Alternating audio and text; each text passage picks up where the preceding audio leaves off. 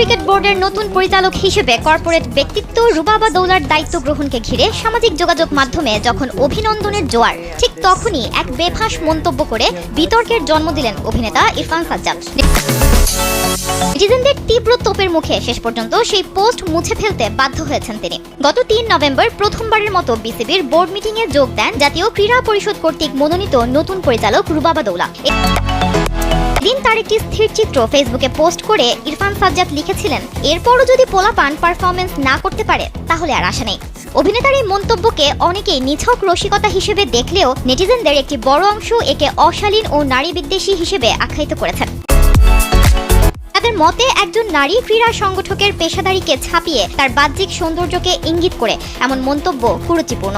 কড়া ভাষায় লেখেন, জনাব ইরফান সাজ্জাদ, দয়া করে আপনার সংবাদ উপস্থাপিকার স্ত্রী বা বোন থাকলে তাদের জিজ্ঞেস করুন কর্মক্ষেত্রে কি তারা এমন মন্তব্য শুনে স্বাচ্ছন্দ্য বোধ করবেন। রসিকতা এবং অশালীনতার মধ্যে পার্থক্য আছে। আপনার মন্তব্যটি রসিকতা নয়, এটি অশালীন আচরণ যা নারীদের জন্য অনিরাপদ পরিবেশ সৃষ্টি করে। তিনি অভিনেতাকে জনসম্মুখে ক্ষমা চাওয়ারও আহ্বান জানান। সমালোচনার মুখে ইরফান সাজ্জাদ প্রথমে তার মন্তব্যের ব্যাখ্যা দেওয়ার চেষ্টা করেন। তিনি লেখেন, আমি একজন সাধারণ মানুষ এবং বাংলাদেশের ক্রিকেটের ভক্ত।